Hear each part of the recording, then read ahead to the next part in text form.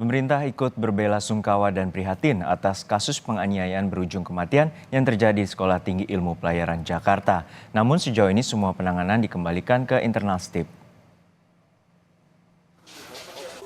Kasus hukum penganiayaan berujung kematian taruna Sekolah Tinggi Ilmu Pelayaran STIP terus bergulir. Putu Satria Ananta Rustika meninggal dunia setelah diduga dianiaya di toilet kampus. Polisi telah menetapkan Tegar Raffi Sanjaya sebagai tersangka. Dia merupakan senior korban di sekolah kedinasan milik Departemen Perhubungan itu. Menteri Koordinator Bidang Pembangunan Manusia dan Kebudayaan, Muhadjir Effendi, merespons kasus tewasnya mahasiswa STIP yang dianiaya seniornya di Sekolah Tinggi Ilmu Pelayaran Jakarta Utara. Muhadjir mengatakan pemerintah belum bisa menilai dan mengintervensi Sekolah Tinggi Ilmu Pelayaran terkait kasus tewasnya mahasiswa STIP itu. Namun, Muhadjir menambahkan, pimpinan institusi bidang kemahasiswaan yang akan bertanggung jawab jika kasus tersebut berkaitan dengan mahasiswa. Saya belum dapatkan informasi yang lengkap, belum berani memberikan penilaian.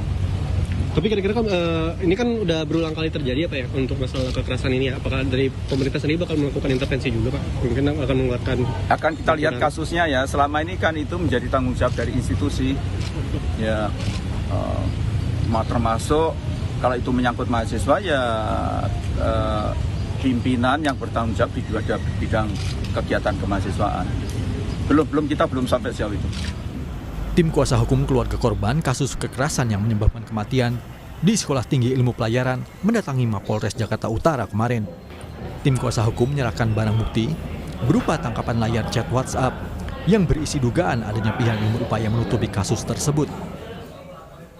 Barang bukti yang diserahkan berupa foto tangkapan layar chat WhatsApp dari grup STIP Angkatan 66 yang merupakan grup WhatsApp angkatan korban. Chat itu berisi dugaan adanya pihak yang berupaya menutup kasus yang saat ini masih berjalan. Ya, jadi terkait dengan bukti baru ya, ini kami juga menemukan ini ada WA dari grup STIP Angkatan 66 yang merupakan ini adalah grup WhatsApp dari angkatan korban.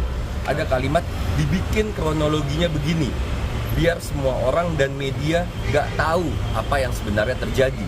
Nah, dari bukti tangkapan chat ini, ya kami menjadi curiga gitu. Kenapa muncul kalimat seperti ini? Apakah ada sesuatu narasi yang dibuat untuk menyimpan suatu kejadian yang sebenarnya? Polres Metro Jakarta Utara menghadirkan belasan saksi terkait kasus taruna yang tewas dianiaya senior di Sekolah Tinggi Ilmu Pelayaran Jakarta Utara. Prarekonstruksi digelar tertutup. Tersangka Tegar Raffi Sanjaya juga dihadirkan. Rekonstruksi digelar untuk mengetahui masing-masing peran dalam kasus penganiayaan taruna STIP. Ada berapa adegan, Bang? Kita lebih tahu lagi peran masing-masing orang yang ada di kamar mandi itu siapa aja gitu. Jadi ada berapa adegan, Bang? Sampai 3 jam, Bang? Apa aja, Bang, yang dilakukan, Bang? Ya makanya nanti kita sampaikan setelah nanti ada proses penyelidikan dan penyidikan lebih lanjut. Ada tersangka baru, Bang, kemungkinan, Bang? Yang udah kita sampaikan nanti, Tadi yang dibawa tersangkanya, Bang? Bukan, itu masih saksi. Masih saksi. Yang tadi dimasukin ke mobil? Ya, masih saksi semua. Berarti tersangka tadi dihadirkan dalam prerekon, Bang? Ya, kita bawa.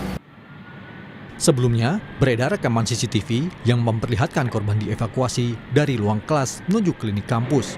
Korban terlihat tak sadarkan diri hingga terpaksa harus digotong oleh sejumlah rekannya. Namun setelah diperiksa, ternyata korban sudah tidak bernyawa.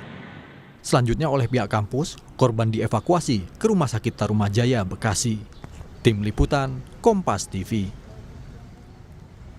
Untuk mengetahui perkembangan kasus kematian taruna STIP, kita terhubung dengan jurnalis Kompas TV, Nanda Aprilia, di Mapolres Metro Jakarta Utara. Nanda, hingga saat ini bagaimana hasil prarekonstruksi yang telah dilakukan pihak kepolisian kemarin?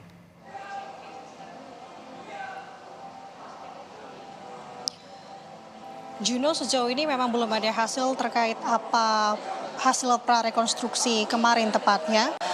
karena sejauh ini tentu dari pihak kepolisian masih melakukan pendalaman terkait dengan apa yang dilakukan di prarekonstruksi kemarin. Namun yang bisa dipastikan Juno bahwa prarekonstruksi ini sudah dilakukan secara tertutup kurang lebih selama 4 jam lamanya. Kemudian juga selain menghadirkan tersangka di prarekonstruksi kemarin, ada juga sebanyak 12 orang yang dengan kapasitasnya sebagai saksi yang juga sudah turut dihadirkan. Nah, kalau mengutip apa yang disampaikan oleh Kasat Reskrim Polres Metro Jakarta Utara AKBP Hadi, para saksi dan juga tersangka ini dilihat sebenarnya apa peran-perannya dan juga bagaimana komposisi ataupun siapa-siapa saja ketika kejadian ini berlangsung yang ada di lokasi. Tentu harapannya dari prarekonstruksi ini untuk melihat dan juga melakukan atau mencari petunjuk baru yang menyebabkan kematian korban ini, apakah hanya disebabkan oleh satu tersangka saja. Yang kita tahu bahwa saat ini dari Mapolres Jakarta Utara baru menetapkan satu tersangka tunggal dalam kasus ini. Apakah kemudian ada dugaan tersangka lainnya ataukah tidak, ini akan dilihat nanti dan juga ini masih terus akan didalami. Nah, yang bisa dipastikan dan juga bisa ditegaskan bahwa dari dugaan adanya tersangka lain ini sebenarnya yang juga menjadi kecurigaan dari tim kuasa hukum korban. Karena kalau tim kuasa hukum korban menilai sebenarnya dalam kasus ini tidak hanya tersangka TRS saja, tapi ada dugaan tersangka lain sebenarnya dalam kasus kematian dari korban Putu ini. Nah, itu tadi sudah disampaikan dalam pengantar sebenarnya Juno, apa yang menjadi penyebab bahwa tim kuasa hukum korban menilai adanya dugaan tersangka lain di sini dikarenakan dari barang bukti baru yang diantarkan atau diserahkan kepada pihak kepolisian di sini, yakni tangkap layar sebuah percakapan yang dimana dinilai menarasikan adanya tindakan atau upaya yang diduga untuk menghalang-halangi sebenarnya kasus ini bisa terkuak secara terang benderang. Dan tadi juga sebenarnya disampaikan dalam pengantar salah satu narasi yang memperkuat adalah narasi yang menyebut bahwa dibikin semua kronologi begini biar orang semua dan media tidak tahu apa yang sebenarnya terjadi. Ini yang sebenarnya masih kita akan dalami kepada pihak kepolisian, apakah kemarin di prarekonstruksi ini juga ihwalnya melakukan prarekonstruksi ini dikarenakan adanya barang bukti baru yang dilayangkan oleh tim kuasa hukum korban atau tidak. Kami masih mencoba untuk menggali ini kepada pihak kepolisian khususnya dari Polres Metro Jakarta Utara. Namun Juno, kalau terkait dengan update kasus ini terbaru atau terakhir kalinya adalah terkait dengan saksi, kurang lebih sejauh ini sudah ada sebanyak 36 saksi yang juga sudah diperiksa. Ini gabungan baik itu saksi dari rekan korban ataupun juga dari kakak tingkat korban dan juga pihak kedokteran yang dimintai keterangannya sebagai saksi. Nah, kemarin sebenarnya juga disampaikan oleh Kapolres Metro Jakarta Utara, Kombes Gideon Arif Setiawan terkait dengan kronologi sementara. Nah, kronologi sementara terkait dengan kasus penganiayaan ini bisa terjadi. Kalau menurut dari Kapolres sendiri ini terjadi dikarenakan pada saat itu korban bersama dengan 4 rekan korban berada setelah melakukan sarapan pagi, kemudian melakukan lari pagi. Keempatnya dan juga korban ini kembali ke kelas dengan masih menggunakan seragam olahraga. Nah, tersangka melihat hal itu, ini dinilai oleh tersangka adalah tindakan yang tidak sopan. Dari hal tersebut, tersangka berinisiatif untuk tanda kutip menindak korban dan juga 4 rekannya dengan memboyong korban dan keempat rekannya ke tempat kejadian perkara ataupun toilet. Nah, dan ternyata kalau disampaikan kronologi sementaranya antara tersangka dan korban dan juga 4 rekannya ini ada sedikit percakapan tersangka ini menanyakan sebenarnya kepada korban dan 4 rekannya siapa yang paling kuat di sini. Ini dalam untuk faktor fisik atau untuk sisi fisiknya. Nah, dijawab dari keterangan dari Kapolres bahwa yang paling kuat korban menjawab dirinya yang paling kuat.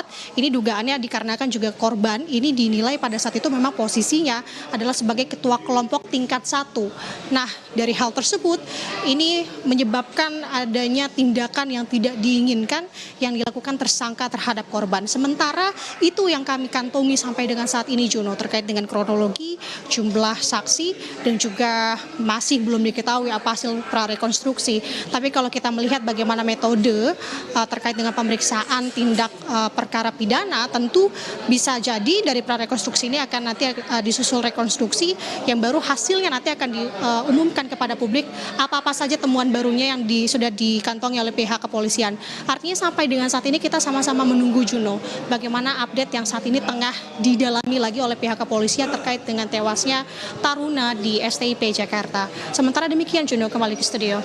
Ya, Nanda, untuk saat ini dengan hasil prarekonstruksi atau rekonstruksi juga dilakukan oleh pihak kepolisian, lalu bagaimana dengan kemungkinan adanya tersangka lain?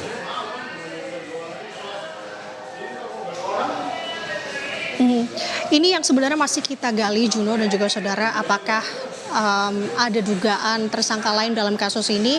Tentu kita tidak bisa mengandai-andai karena sampai dengan saat ini pihak kepolisian dari Polres Jakarta Utara, baik dari Kapolres ataupun juga Kasat Reskrim juga tampaknya masih sibuk menangani kasus ini dan juga mendalami kasus ini. Kami masih belum mendapatkan statement secara jelas dan juga gamblang apakah ada indikasi tersangka lain di sini.